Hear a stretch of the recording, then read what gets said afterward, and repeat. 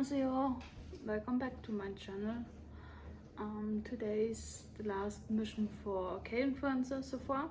In this mission we got an open topic, so we could choose what to make a video about, and I decided to tell a little bit more about my Korean learning journey. So I started back in 2016, 2017.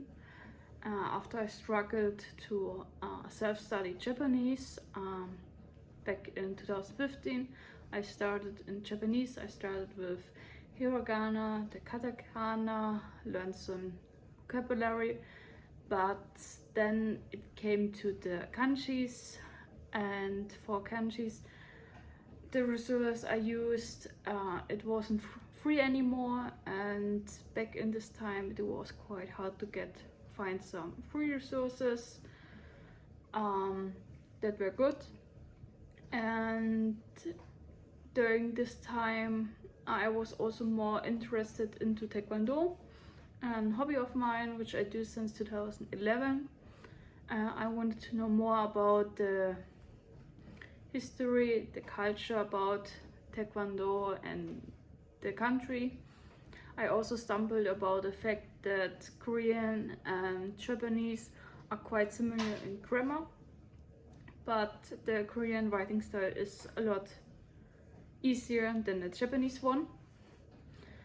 And shortly after, in 2016, I got introduced to K-pop too, and then I decided why not to switch to Korean, learn Korean first and then switch to Japanese to have the advantage of knowing the grammar structures, so I could focus on kanjis, writing and so on.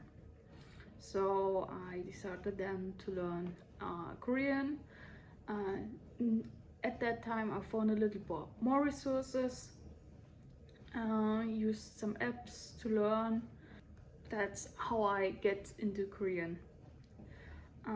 About the resources, at that time I was still a teenager, so I wasn't that financially independent, so I could buy me some apps, some textbooks and so on, even though getting some textbooks was not that easy in my area. Also, my parents wasn't that fond of me learning another language, especially an Asian language. So yeah, and learning Korean or even Japanese, it was quite hard. In my family I got some big arguments sometimes with my parents, why I'm learning this language, why I'm not focusing on school, why I'm not focusing on French, for example, because I had to study French as a second foreign language in school, but I was quite conversational fluent there. I got back in 2016, I also got my B1 certificate, so yeah, it was quite enough for me. So back in 2016, 2017, I also got introduced to some K-pop communities, and in these communities I met some other people who wanted to learn Korean. We opened some kind of study group. And I somehow got into the role of the teacher.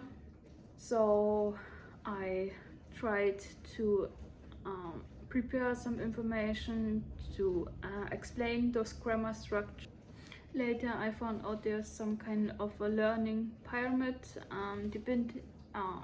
depending on where it is. Like if you learn just by listening, you can memorize so much percent of the stuff and so on, and the better the techniques, the better you combine like visual and auditive, you could memorize better top they were explaining the things, and on the peak it was teaching. So I somehow got into the role of teaching Korean to learn the Korean better. So it was like a win-win situation. I gained the knowledge, I got better, I grasped the understanding a lot better, and others they got a free Korean teacher. They know I'm also a learner, and there were some struggles and so on. The study group grew smaller. Still continued to study Korean on my own in my leisure time. I also started to use some apps daily, like Lingodeer, Drops. I think I used their back also monthly. With this consistency, learning and explaining Korean as much as I could, I was able to achieve about A2 level back in 2019, when I went on my first language vacation with the company EF. EF is a language learning program where you go to the country of your target language and you got some intensive course in this country in the language to learn the language, and you also have the perks of traveling. They offer also some daily activities and some other excursions, like when I was there first with EF, I went to Gyeongju with EF for a weekend trip. It was really interesting and nice, and yeah, it was quite more convenient because I haven't to manage them. I just could say, oh, look, or they offer these activities in this week, and apply for them. So yeah, some of the activities had an additional fee. Most of them were free, like going picnicking or some other excursions like going to the museum. And there I attended the A2 classes. They used in AF Seoul, they used the Seoul National University books, so I got the 2A book. I studied there for 3 weeks in total, and I also skipped some classes because of my ability to grasp the things a lot faster. I got some challenges, and I also could practice Korean a lot with speaking and so on, because one of the main points why I decided to go to the language school was to first get a teacher in Korean. I didn't have any Korean teacher till that. I was only self-studied to see or to correct myself if my pronunciation is right, if I'm on the right path, and so on. When Corona started in 2020, I started to do with my small study group some weekly sessions on Zoom. One was studying, and one was being productive, or mostly we ended up talking about a lot of different stuff. I could improve my skills there, and also I still continued to use some apps daily. Lingodeer was there, quite my favorite. I tried also some new things, and yeah, and I also started collecting some textbooks. I got some textbooks back when I was in Korea. I used them, or started to use them, and continued. Also with work it was a little bit harder. So this continued to 2022 when I went to Korea for my third time. I stayed there for 7 weeks with my boyfriend just for vacation. My boyfriend couldn't speak any Korean, or hardly any Korean at the time, and he still can't hardly speak Korean. So yeah, I could also practice. I met some friends and so on. but still no other language courses, still self-studying in my leisure time and doing my daily activities. And then back in 2023, I applied for the Yonsei International Summer School. I got accepted. I wanted to attend a language course there, but my university didn't allow it, or I should have paid it on my own. They just covered the normal courses, so I got 2 normal courses, Korean contemporary culture and Korean music. They were quite fascinating courses. I really can recommend them. But for those 8 weeks I were total in Korea, I spoke a lot of Korean with the locals. I was mostly on my own. Really could improve a lot. For my professors, both professors, they were Korean American, so all my lectures were in English. But like with my Korean music professor, I greeted her in Korean and had some small talk with her. And after the 6 weeks, she was, "Oh, you improved so much in this 6 weeks that you had some language courses and so on." So, and I also recognized they were slowly building a second brain, like getting more fluent, switching between languages more easily, because at that time I was speaking, there was quite a mixture of language in my head. My surroundings, speaking with the locals in Korean, the lectures were in English, speaking with my with my classmates in English, thinking in German and writing back home in German. So it was quite hard for my brain. So yeah, but I got more easier in getting to speak Korean. I didn't stutter anymore, and the process of speaking Korean was quite more fluent. So, and then shortly after after the program, I started to learn Korean with the King Sejong Institute. At that time, I could join the intermediate classes on Sejong, mostly for speaking, and I got for almost a year 2 speaking classes with 19 minutes each every week, and it was a little bit of a game changer. The second brain got improved a lot, because after I went back to Korea, it decreased, of course.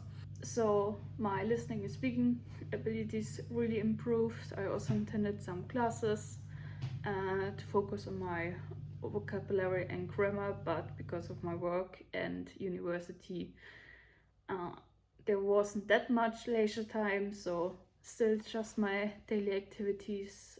And that time I also tried some new apps, some new techniques, and now I stick to those I like. And yeah, and I also continue to do the King Sejong courses now. For the language exchange program with EF, I'm also an ambassador, so I'm telling about my experience with this language school and promoting it. And I met again the school director of the Seoul school, because he was promoting the school in the AF offices here in Germany. And we met, we talked, and then I decided, why not going to AF again, maybe with my boyfriend, combining traveling with some language school. And yeah, we decided to go again for the Christmas of 2024. So yeah, but just for 2 weeks. Sadly, it was during the time where the long-term students had vacation, for 1 week. So because of the rule of the headquarters of EF that a class can just be opened with 5 students, I had to attend for the first week A2 classes because there was nothing above, sadly. But yeah, that I did my best, but the teacher said, slow down, they're not that good as you. And yeah, I had my fun, and I also got some new vocabulary, even some grammar, because the problem is that I'm not learning with any curriculum or something else. I'm learning sometimes there, sometimes there. So yeah, and each curriculum, they have a different order of when to teach which grammar, so it's all different. So back to the Seoul National, I still have some grammar points I didn't know for this grammar, or I know about the meaning but not really what it means. In the second week I got into B1 classes. For grammar, vocabulary, it was quite fine, got some new things, but on speaking terms, some students after 2 weeks of break, they couldn't speak Korean anymore. So, or they had difficulties getting back to Korean after they already had some months prior intensive courses. So it was a little bit frustrating, and I asked the academic director if I could audit higher class, because I was quite, even though I learned some new stuff, I wasn't that challenged. So yeah, I know I'm a difficult student if I get the chance to get a teacher. Sadly, the courses were on the same time. I switched to the higher class, to the B2 class, in the middle of the week, and I really liked it. I could understand everyone. Those other few students, they knew a little bit more vocabulary and grammar points, of course, but I was on the right level for speaking, listening, and so on. I finished then the 2-week course with B2. So in 2 weeks I got everything from A2 to B2.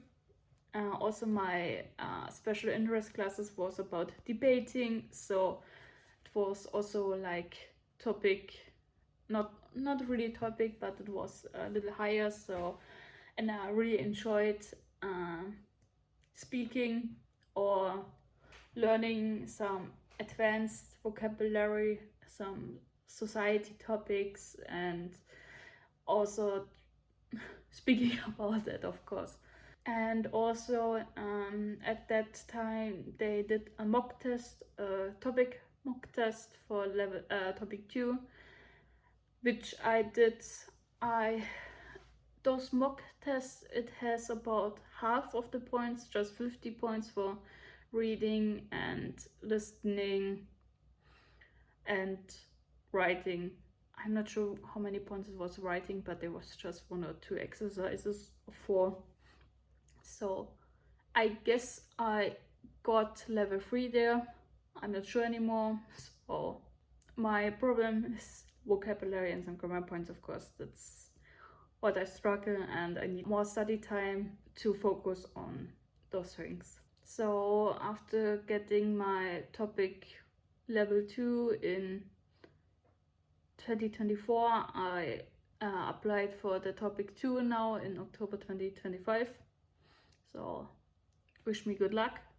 Waiting that I achieve at least level 3, but I'm aiming for level 4 at least.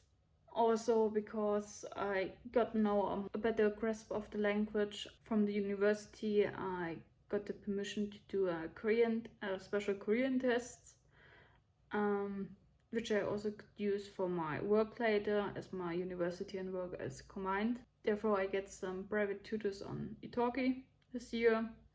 I get about 15 sessions to prepare, and I passed the exam with flying colors.